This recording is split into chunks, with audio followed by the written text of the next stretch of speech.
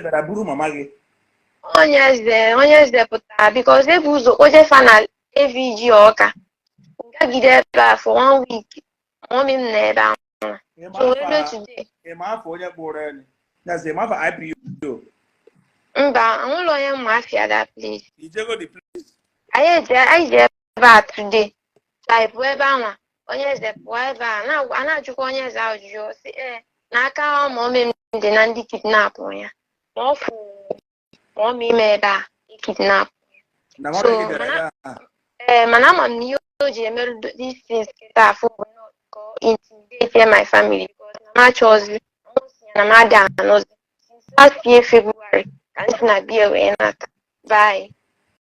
Ọ natazia na-ekidnap ya na aka mọmị ndị involved. Mgbe anyị mere vidiyo ị na-ayọ ndị Facebook ka eweta ego ka wee tụta ego eji sendịrị onye Eze Jizọs, ọ na-agụ na onye Eze ebighị mgbe a? Mụ na-ebilo mgbe reason m ji wee mee that video bụ na ndị mmadụ na-akpụ m n'ọnụ si na m dị wicked na m achọrọ ime vidio ka di m wee pụta, mana ndị mmadụ amụrụ na-akpụ m n'ọnụ si na m dị wicked na m achọrọ ime vidio. That is why m ji wee decide ya ka m meza vidio ebe ọ bụ na asị na mme vidio onye Eze apụta si ka m mee di vidio onye Eze natazi anata use the version the video against me na aka family ndị ihe mee ya ọ dị mma. Okay, chere were iwe anyị na-ajụ ajụjụ one after the other. Ajụjụ a na-ajụ gịta bụ ajụjụ egwu nwekwara ike ịjụ n'ụlọ uwe ojii. Mgbe ahụ ị mere vidio nọmba eweta eji wee tụọ ego. Akaụntụ nọmba eweta eji wee tụọ ego bụ akaụntụ nọmba nwanne ya nwoke mana ọ my nọmba ka etinye ebe a. Nwanne onye Eze? Nwanne onye Eze. Nwoke ka nwaanyị? Nwoke. Okay, ị nwere idea na nwere ego atụtara mgbe ha na-atụba ego? Onwe di atụta 1 naira ebe a ma 10 naira nwere nke fa kpọ ngwa m mana ihe ma bụ na some people ego ebe a send receipt na WhatsApp. Like how many receipts? Like eji m like 3. Ego ole ka ihe ahụ? Onwe some people nke onwe nke bụ 10,000 onye nke bụ 5,000 4,000 nke aka nji. Okay, mgbe a tụrụ ego niile atụta na akaụntụ nwanne gị, o nwere ka isi nweta idea nwanne gị emechasịrị enwere ego e nwetara asị na ese ndịrị onye Eze Jizọs?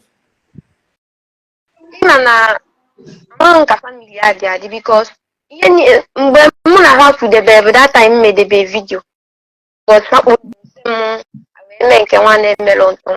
Maka na according to onye Eze ọ sị na ihe ndị dị na panabụrụ 87 million. Nke a amakwụ ya amakwu ya. O nwere ndị family unu were ego wejere ndị a ma ọ sendị ara ha ego? N'ime my family. Family nke gị ma ọ bụ family nke onye Eze? Family nke m nwa onwere onye sendị onwere ihe anyị ma ọ family onye Eze ka ọ dịrị.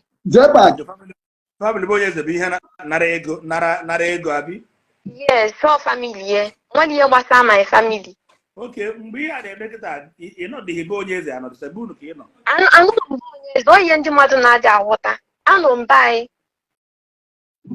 Mgbe ihe a na-eme wee chụpụ oge ji aka dara onwe gị? Nwa bụ ife ji aka m wee na because of my treatment ọ na-enye nna bie nwa bụ ihe ji aka m wee na tababa anyị nwere mgbe ọ na-eti gị ihe ka ma treatment dị n'ụdị n'ụdị ka treatment ọ na-enye m bụ na ego ọ na-ebupụta na Facebook fake life like some video nwunye ya na-abụ na-emesi all of them bụ fake because ọ pụta ọ na-eme ndị mmadụ na ọ na-anụ m ọfụma na onye Eze ada enye nwu na ụmụ ya nri mgbe anyị na-ebe a bụ my parents bụ ihe na-ese ndị ụmụ ya na-eli ụda ịnụ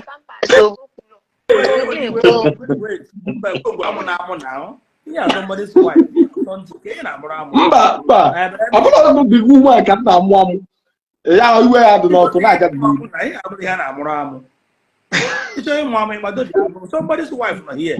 Anyị adịrị mama ya ga-amụrụ jere saasị na-amụrụ ka ị na-amụrụ amụ. Mba, sorry, na-aga n'ihu. Ya. Ndị biko ka eze ebe nọzi kịta ka ebe m kwụsịrị. So I did go based on my treatment. So you didn't know that time. Because video, no, not the area. I'm not a mess. I'm below. Okay, Somebody to wear na onye wu nni, right? You will decide na. Decide. Ọ dị eleta dị m anya ọfụma taa. This kọwara ụmụnna nke nyanwa na ụmụnna nke gị nwa. Ya na ụmụnne ya dị emekọ ihe. Ọ sị na ya na ụmụnne ya na-adịrọ in. Even na onwe ihe ọ na-eme ọ na-akpọ ụmụnne ya. Jeba gantị, I will prefer, I prefer ịjụa that girl nke because onye eze ife niile fundraising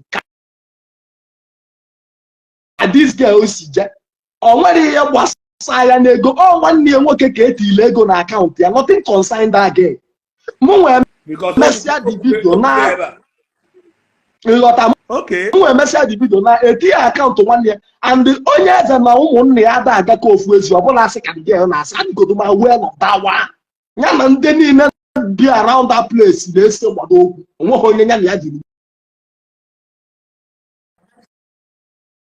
ya si nwoke okwu na ụka gị chakwa ị na-aghọta ebe m na-agwa na ngwachere hold on edi awe mgbe Uwezuoke mere video ka ereziere ego ọmụnwa ka abịa mee vidio chere na ana m ajụ ya ajụjụ na ọmụnwa gịwa ka nna ajụ nne mụnwa ọkwa ọ bụrụ nke oke ogwu nyewa ka nna ajụ okay asị m mgbe Uwezuoke mee video ka etinye ego akaụntụ onye ka esiri ebe ahụ akaụntụ nwanne ya nwoke nke ezola ezo akaụntụ nwanne ya nwoke mana ọ nọmba m dị ebe a mana onye etiri akaụntụ nọmba dị abụọ ka ya nwee ihe ọzọ ya emenwu na abụrụzi nka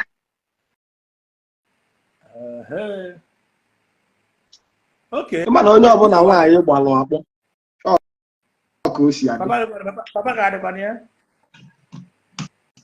mpa ọka dị ya mana dadi m adị anọ na dadi nna ya alụ m na east ka outside na east nke nwere mpaghara mere ka ọ na mpaghara ọ dịgo adịshọ na ọ dị awụ o kpọrọ m ya ọ sị na ọ ga-anata chuo dadi m adị anọ ọ sị na ọ ga-anata echi ihe a bụ ihe nna ya eji ọ bụrụ na osisi ike n'aka mpa gị na-enwe ike kpọbazi ikwu na ibe asụrụ na mpa gị ka dị ndụ mpaghara ji okwu ịghọtara so onye iwe na-ewe maọbụ onye okwu ite na-asị dị aka ha ka o wee wikend onye ahụ bikọs ịwọchị ya nke bụ eziokwu na onye eze akast ya na ọ kast gosi ọ na-achọ ka o mee ndị ihu ọrụ bụghị onye kwuo moto ya kwụsị ịgba ọ na-achọ ka mmadụ anwakwa na anwa tinye akaụntụ nọmba m na ma chọrọ na n'eliji ọ dị achapacham good ejiro m concrete mma like ka jee paaki pụta ka m wee kwefa ejiro m video or record evidence of this thing m na-achọ ikwu Obi will be my ị na aghọta ebe m na-eje ọ na-ewesigodi ewu ike ọ nwetaghị ọnwụ ya ọ na-ewu ewu iche na ụwa amalụgo ka ọla anya nwere onwe ya ịmara na na-efe